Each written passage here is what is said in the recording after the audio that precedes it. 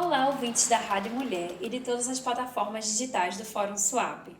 Começamos agora mais um episódio do Rádio Fórum, nosso programa e podcast mensal. Nessa nova temporada, que começou no mês de junho, nos encontramos todas as quartas e segundas-feiras do mês durante meia hora. Entrevistas, arte, notícias e debates sobre temas sociais e ambientais que fortalecem a luta e a memória das comunidades que compõem essa rede de resistência e enfrentamento às desigualdades, injustiças e impactos do complexo industrial portuário de Suape. Hoje quem está apresentando o Rádio Fórum sou eu, Elaine Mendonça, moradora do Cápsula Agostinho, mulher jovem, educadora social do Fórum Suape e integrante do FOJUCA, o Fórum de Juventudes do Cabo. Nesse episódio de agosto, em que celebramos no dia 12, o Dia da Juventude, dedicamos nosso programa inteirinho ao tema. Em 2023, completam-se 25 anos desde que a data foi estabelecida pela ONU, na Declaração de Lisboa, em que se conclamam as nações do mundo a se implicarem em políticas para proteger essa população. No Brasil, desde 2002, a data também foi adotada, mas os dados apontam que o dia ainda segue com poucos motivos para comemoração. Por aqui, no nosso país, os jovens fazem parte do grupo que mais sofre as consequências da violência. E segundo o Anuário Brasileiro de Segurança Pública de 2023, mais de 50% das mortes violentas que ocorreram em território nacional ano passado vitimaram pessoas dentro dessa faixa etária. 76% das vítimas de violência policial foram contra jovens. Ainda que estejamos agrupados dentro de uma mesma faixa etária, as juventudes são heterogêneas. Se colocarmos, por exemplo, um recorte racial, veremos que é o jovem negro a maior vítima desta violência, assim como a maior população carcerária. Se atentarmos para a questão de gênero, são as jovens entre 18 e 24 anos as maiores vítimas de feminicídio. E se pensarmos nosso contexto territorial, as coisas ficam ainda mais difíceis. O Cabo Santo Agostinho, há anos, figura no topo dos mapas de violência e, em 2023, foi ranqueada no anuário divulgado pelo Fórum Brasileiro de Segurança Pública como a cidade mais violenta de Pernambuco e a quinta mais violenta do país. Em 2021, pelo mesmo anuário, a cidade chegou a ocupar a triste segunda posição entre todas as cidades do Brasil. Pois é, ser jovem no Brasil, e especificamente no Cabo, tem camadas diversas de dificuldade. E no programa de hoje, a gente vai trazer algumas perspectivas. Uma delas é a da nossa entrevistada, que já está aqui com a gente, Débora Camille. Débora é uma jovem de 18 anos, negra, cabense, artista, estudante de Direito e ativista pelo Cabo de Força. No final do ano passado, Débora dirigiu o filme Entre o Tempo e a Memória, curta-metragem que aborda frontalmente questões ligadas ao cenário jovem no Cabo Santo Agostinho.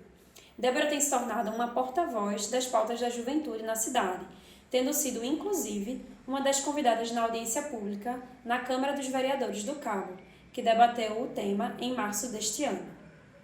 Bem-vinda, Débora. Obrigada. É uma alegria pra gente, é muito grande receber você aqui no nosso programa. Então, Débora, a gente sempre começa apresentando, as nossas convidadas, mas nada melhor do que você, para falar de você mesmo. Então a gente queria que tu se apresentasse, contasse um pouco sobre você, de onde tu vem, quais caminhos te trouxeram até aqui. Como a senhora falou, meu nome é Débora, eu tenho 18 anos. Eu comecei assim nessa vida de ativismo, de política em 2021. Eu acho que assim, oficialmente, foi quando eu fui pela primeira vez numa reunião do FOJUCA. Foi até nessa escola aqui perto do batalhão de polícia. Esqueci o nome. Eu acho que é o Ariosto, né? Isso, deve ser. Desde do meu nono ano, assim, no ensino fundamental, eu já estava envolvida com causas sociais, mas assim, dentro do meu contexto escolar. A gente fazia palestras sobre educação sexual para as meninas, e coisas assim. Em 2021 foi que eu entrei na questão assim do Cabo, com política social para os jovens, etc. E eu fui aprender sobre isso, com o FOJUCA e outros projetos que eu acabei entrando.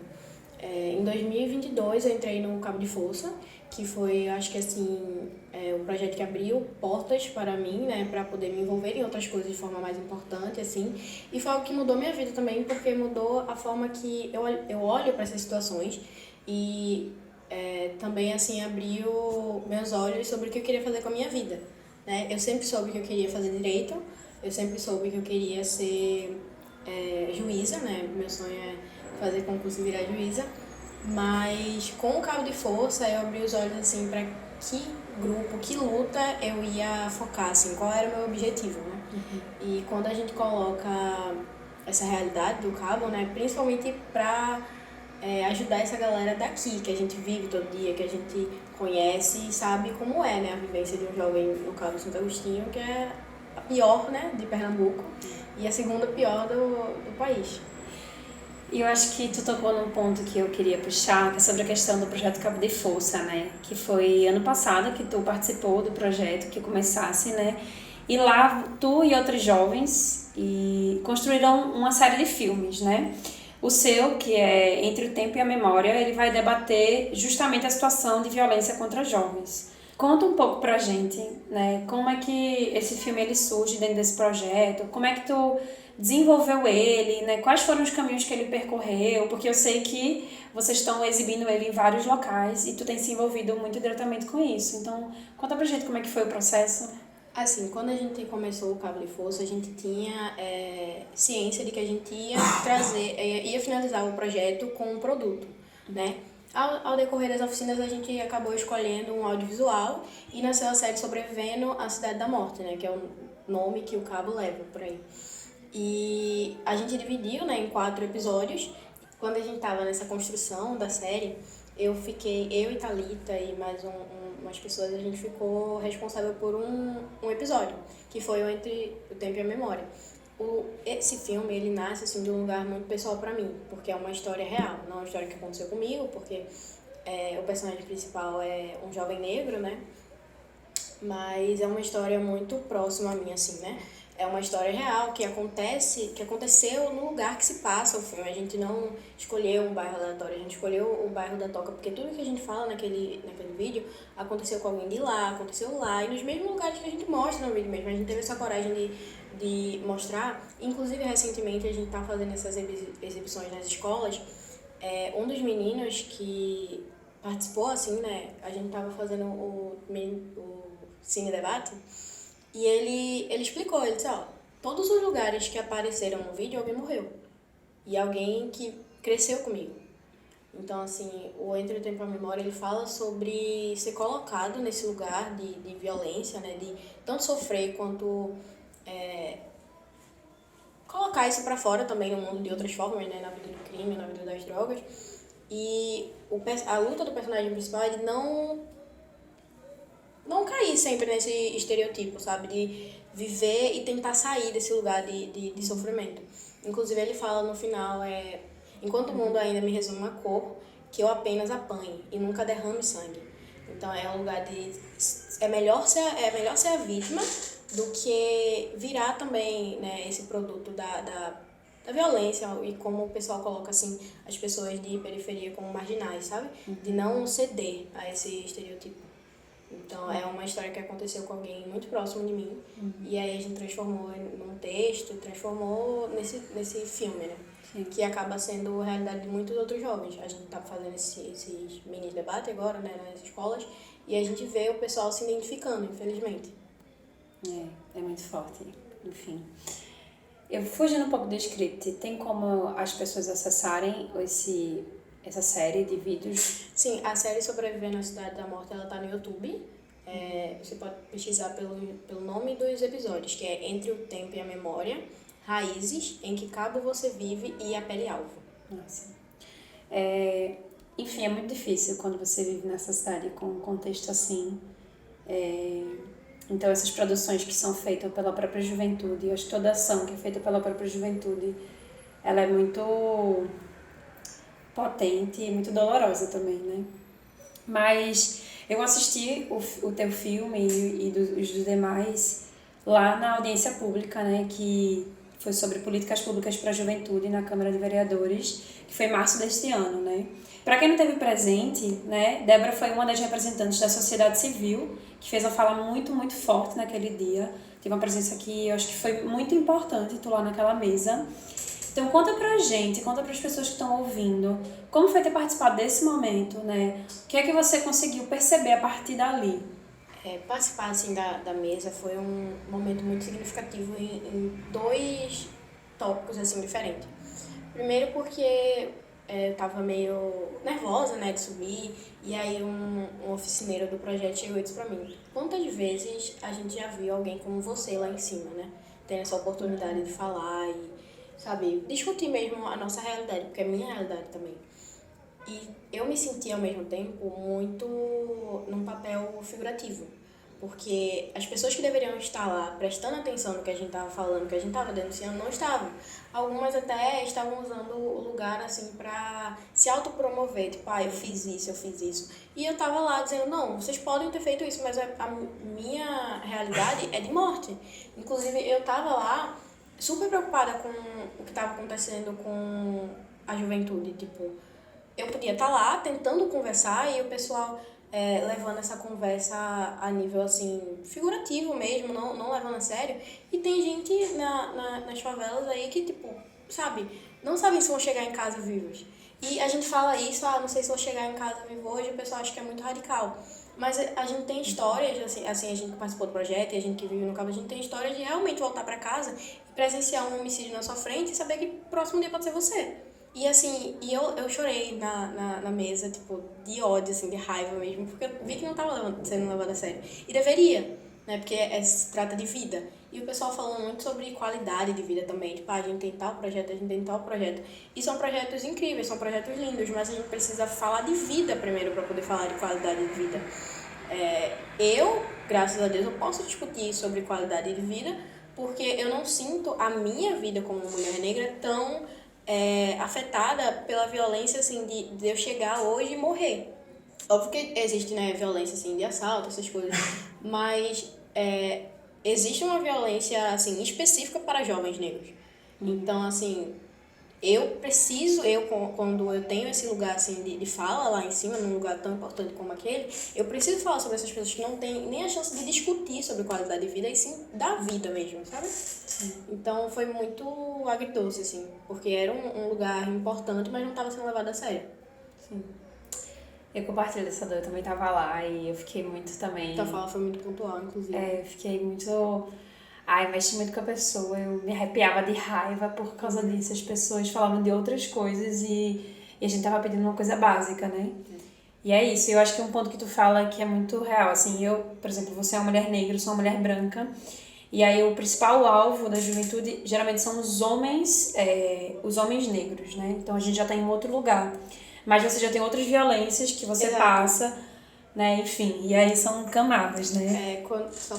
Quando eu falo assim, é óbvio que existem violências para todo mundo que mora aqui no Cabo, né? O Cabo é uma cidade violenta, só que são tipos de violência, sabe? São camadas.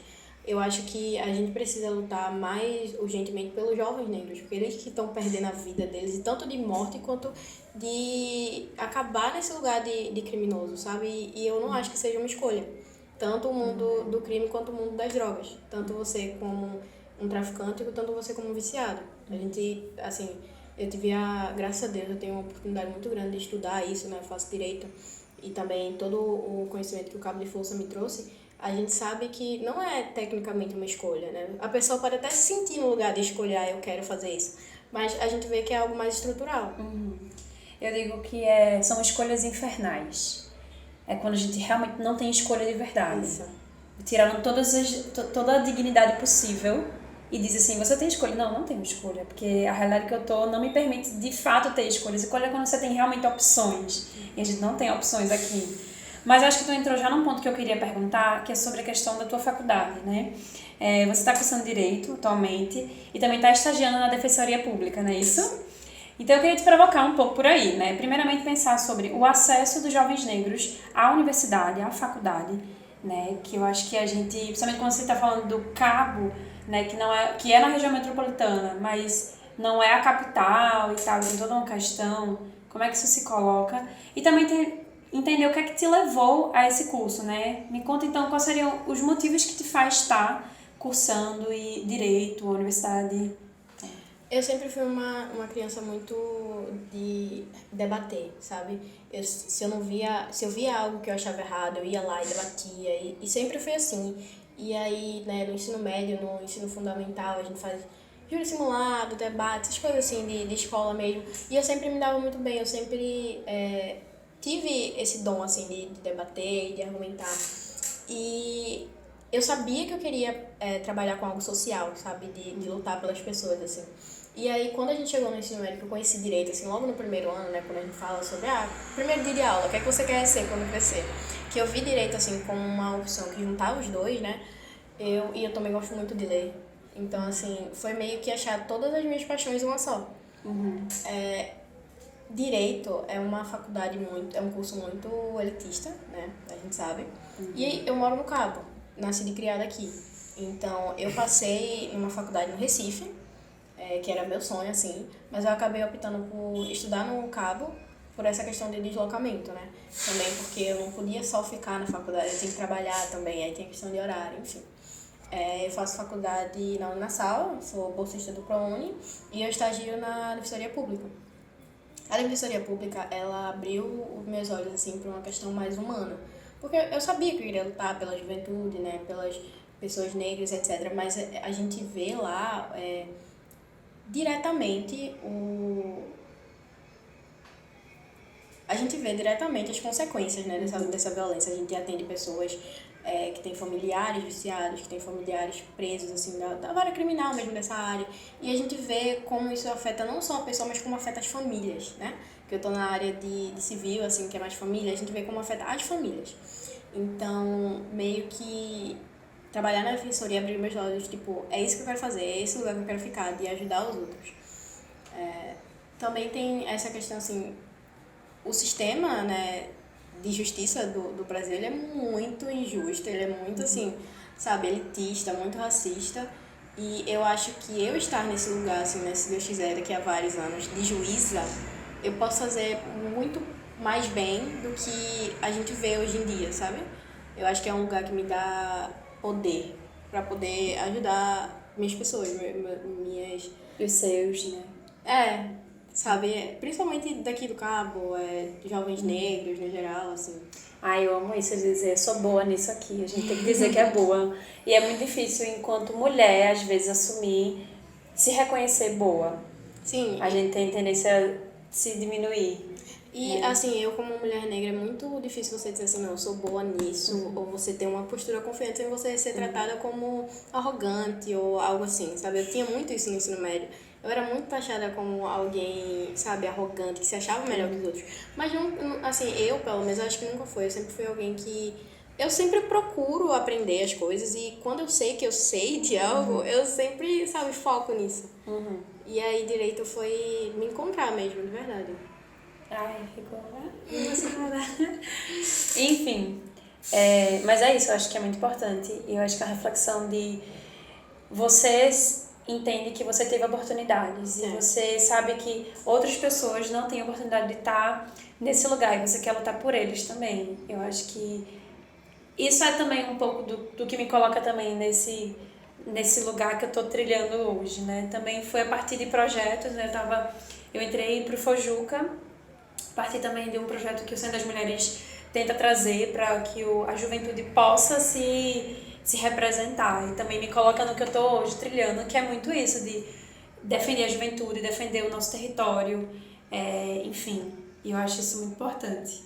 E aí, Débora, eu acho que a gente passou esse mês buscando algumas respostas do que é ser jovem por aqui, tanto aqui no Cabo como também de Pojuca, tanto na cidade como também no campo, né? Então eu queria encerrar a nossa entrevista, que foi muito bom, que foi muito potente, mas fazendo uma pergunta que a gente fez aos demais jovens, né? Sinteticamente, para você, o que é ou como é ser jovem no Cabo Santo Agostinho? Eu acho que ser jovem no Cabo de Santo Agostinho é um eterno saber o que ele espera e não saber qual vai ser o seu futuro, né? A gente sabe as estatísticas, a gente sabe que não está sendo feito absolutamente quase nada, né? Para mudar isso, mas a gente também sabe, a gente não tem ideia, né, de como vai ser. Eu posso não chegar em casa hoje, eu como, assim, falando sobre jovem, né, do Cabo Santo Agostinho, posso não chegar em casa hoje é um futuro incerto, mas ao mesmo tempo a gente sabe exatamente como acaba a vida do jovem do Cabo de Santo Agostinho.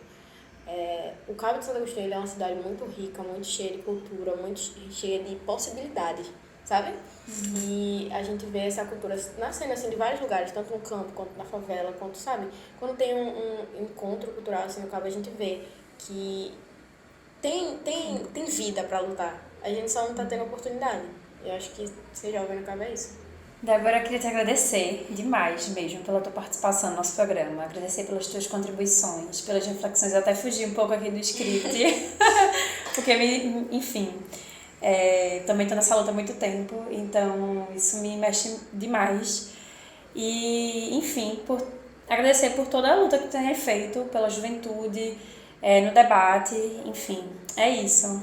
Obrigada. Eu que agradeço o convite, acho que são iniciativas como essa que podem mudar a realidade da nossa cidade. Foi incrível a conversa. E você que está escutando pelo Rádio Mulher, deixa seu comentário aqui pra gente no YouTube do Fórum Swap e no Spotify do Rádio Fórum. Pode mandar suas sugestões, recados ou pergunta. Sua participação é muito importante pra gente, né? Não esquece de compartilhar e ajudar a gente a difundir nossas pautas e conteúdos. E como a gente falou, ao longo do mês de agosto, recolhemos alguns depoimentos com jovens falando sobre essa realidade do que é ser jovem no Cabo e também em Pojuca. Vai ser o nosso momento especial Fala Jovem. E vocês vão escutar em sequência Beatriz Mendonça e Matheus Mariano, do Cabo, e Maria Luísa Gomes, do Quilombo Ilha de Mercês, em Pojuca, contando pra gente quais são as potências, mas também os desafios de ser jovem nesses territórios. Ser jovem no Cabo? Bem, essa pergunta, para mim, a resposta é frustrante. Porque é frustrante você morar numa cidade tão incrível, tão linda, com tantas possibilidades econômicas, de cultura, de lazer, de turismo, e você não vê essas oportunidades serem aproveitadas pelo poder público, que era quem tinha compromisso e responsabilidade com a juventude, e de oferecer tudo isso. É triste, é frustrante ver a sua cidade em quinta posição como a cidade mais violenta do Brasil. É triste ver a sua cidade sair 2 anos consecutivos no índice de vulnerabilidade no Brasil, como primeiro lugar do Brasil inteiro. Então, ser jovem no Cabo hoje, infelizmente, é frustrante e triste. Ser jovem na cidade do Cabo é, acima de tudo, ser sobrevivente em meio a uma guerra. Está sempre um passo atrás de diversas outros pontos da região metropolitana do Recife, para acessar direitos básicos como saúde, educação, entretenimento e lazer. Ser jovem na cidade do Cabo é também ser idealista, é não perder a fé que a mudança é possível, até porque a juventude é o coração do mundo. E no Cabo de Santo Agostinho, a juventude, além de ser o coração, também tem a missão de ser o cérebro da cidade. A minha juventude, já a última leva, ou talvez a primeira leva de juventude que seja plenamente alfabetizada no ensino superior desse município, ficou aí com a missão de tentar produzir uma cidade menos violenta, ao mesmo tempo que a gente tenta sobreviver a essa cidade. Então, estar numa encruzilhada também é ser jovem no Cabo. Mas, como toda encruzilhada aponta um caminho, a gente também quer apontar a saída e a superação de todos esses problemas e o Cabo mais vivo que nunca. Para mim, ser uma jovem quilombola é uma alegria, né? Porque antes eu não sabia o que era ser quilombola, e depois que eu descobri, eu me sinto muito feliz que para onde eu vou, que eu chego numa consulta e as pessoas perguntam onde eu moro, eu digo, eu moro no Quilombo Ilha de Mercês. Aí eu me sinto muito gratificante em ser uma jovem quilombola. Faço parte aqui da horta coletiva com as meninas e eu quero levar isso para frente, para ensinar minhas filhas, para ela aprender e mostrar para ela que ser quilombola é uma coisa muito gratificante. E é isso. E para completar esse momento, eu, Elaine, também jovem, né? Vou falar um pouco de como eu me sinto fazendo parte dessa população. Eu acho que para mim ser jovem no Cabo é um pouco de frustração, insegurança, mas também de esperança, né? Frustração de há tantos anos estar batalhando por uma cidade melhor, para a juventude viver e de não ter uma resposta devida, né, pelos governantes, né, pelo município, pelo estado, mas também de esperança por a gente saber da cultura que essa cidade tem, pelos movimentos que essa cidade tem. E eu sei que pela população, pela juventude, a gente pode conquistar o mundo, sabe? E de insegurança, porque a gente não sabe, né, como vai ser o dia de amanhã para a nossa juventude. E agora chegou a hora do nosso momento notícia, nosso momento de compartilhar com vocês o que tem acontecido, né, os fatos, notícias, informes e convites. Nos dias 15 e 16 de agosto, aconteceu em Brasília a 7ª Marcha das Margaridas, evento que reúne cerca de 100 mil mulheres do campo, da floresta e das águas de todo o Brasil. A marcha, que acontece desde os anos 2000, leva o nome de Margarida Alves, ex-presidenta do Sindicato dos Trabalhadores Rurais de Alagoa Grande, na Paraíba. Ela foi assassinada em agosto de 1983, em resposta à sua luta pelos direitos da categoria. E esse ano, a marcha contou com a participação das nossas companheiras, Juraci, Jusileide e Leninha, de Maracaípe, em Pojuca. A gente até publicou fotos lá no nosso Instagram, então segue lá, @FórumSwap. E agora a gente vai falar de justiça, ou melhor, de injustiça, né? No dia 8 de agosto, a Justiça Estadual de Pernambuco negou provimento à ação que pedia a condenação de Suape pelos inúmeros casos de expulsão forçada e violação de posses de família que moram nas áreas de influência do complexo portuário. A despeito dos danos irreparáveis para as famílias, no entendimento da juíza Nayane Ramalho de Matos, da Vara da Fazenda Pública da Comarca de Pojuca, os direitos à moradia e à vida digna não podem prevalecer sobre o direito da propriedade privada. Com essa sentença, o Poder Judiciário ele fecha os olhos para os abusos cometidos e promove imenso retrocesso, abrindo a porteira para uma série de novas violações que podem voltar a ocorrer, desta vez com a chancela do Poder Judiciário. Quem conhece um pouco dessa história sabe o tanto de sofrimento que tem passado essas famílias e o tanto de injustiça que tem essa decisão. Deixa teu comentário nas nossas redes sociais para a gente saber o que você achou dessa decisão. E depois de termos falado tanto do tema de segurança pública no programa de hoje, neste mês também aconteceu a 2ª Conferência Regional Popular de Segurança Pública em Teresina, no Piauí. E o Fórum SWAP estava lá. Nosso comunicador, Caio Lisboa, compôs a delegação pernambucana ao lado de organizações como o Centro das Mulheres do Cabo e o Fojuca. E para encerrar o nosso bloco de notícias, vamos falar da ameaça de privatização do Parque Metropolitano Armando Holanda de Cavalcante, né, o Nazaré, né, mais conhecida. Reconhecida, né, pelo seu valor histórico, arqueológico, natural e turístico, o parque conta com 260 hectares, dentro dos quais habitam e trabalham comunidades que já viviam e usavam o território antes de sua demarcação. O processo de transferência de cessão está em andamento e aponta para gentrificação e restrição de acesso ao local. Moradores e trabalhadores locais e entidades da sociedade civil apontam para o cerceamento, exclusão e falha no processo de consulta. A Câmara dos Vereadores do Cabo Santo Agostinho convocou, então, uma audiência pública para debater o tema no próximo dia 30 de agosto. E a gente do Fórum vai estar lá. E esse é um debate, gente, muito importante. É essencial que exista a participação popular na construção desse processo. Então, bora todo mundo fazer pressão e participar no dia 30. E vamos de momento cultural, nosso momento dedicado à arte de hoje. A gente convidou a jovem poetisa cabense, Kátia Raíza, para compartilhar conosco um de seus poemas. E além de poetisa, ela também é ativista pela educação, militante pela juventude cabense e uma das realizadoras do vídeo Raízes, do projeto Cabo de Força, que aborda questões de gênero e ancestralidade a partir da visão de jovens cabenses. E com vocês, Isa.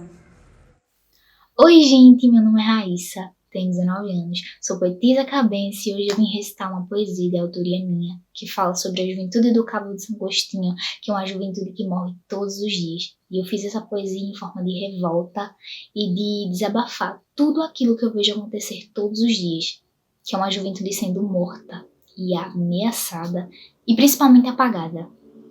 E a poesia, ela se chama Juventude Ameaçada e ela fala assim: quando falam de juventude cabense, eu já escuto assim: ih, dessa aí eu não quero ouvir, porque aqui no Cabo ela é só morta, morta, morta, e é só morte que ela tem aqui. Uma violência que já vem de anos, onde para a sociedade isso é comum. Ver mais um. Mas mais um neguinho morto no beco é só mais um. E é assim que a juventude é tratada. É só mais um, é só mais um, é só mais um. E uma a um, ela é extinta e ameaçada. Já dizia o Racionais: a vida é sofrida, mas não vou chorar. A vida é sofrida, mas não tem como não chorar pela minha juventude morta e esquecida. O fato é que a gente nem vive, a gente sobrevive na cidade da morte, onde morte de jovem já virou esporte. E vez a vez é tratado como ato cotidiano um jovem de 16 estirado embaixo de um pano. Enquanto para vocês é só mais um, para mim isso não é comum. Uma juventude em massa sendo extinta e apagada. Cabo de Santo Agostinho, a quinta cidade mais violenta de Pernambuco e a que mais mata. Juventude preta e periférica. E eu ainda escuto da gestão: só morre quem não presta. E essa poesia eu dedico a todas aquelas pessoas que lutam para fazer com que essa juventude ela permaneça viva, ela sobreviva. E é isso. Valeu! E é com essa linda poesia potente que a gente se despede de vocês. O nosso Rádio Fórum de agosto contou com a apresentação minha, Elaine Mendonça, e roteiro e produção e captação de Chico Ludemir. A edição é de Isabela Fernandes. Queríamos também agradecer a vocês, ouvintes, pela escuta. Então não deixa de comentar, né? A tua participação ela é muito importante. Curte, compartilha e faça muita sugestão, onde perguntas que a gente vai ficar muito feliz em receber. Para mais episódios, estamos no YouTube Fórum Swap e no Spotify Rádio Fórum. A gente se encontra no dia 25 de setembro nas nossas plataformas digitais e na Rádio Mulher. Sigamos juntas e juntos. Até mais!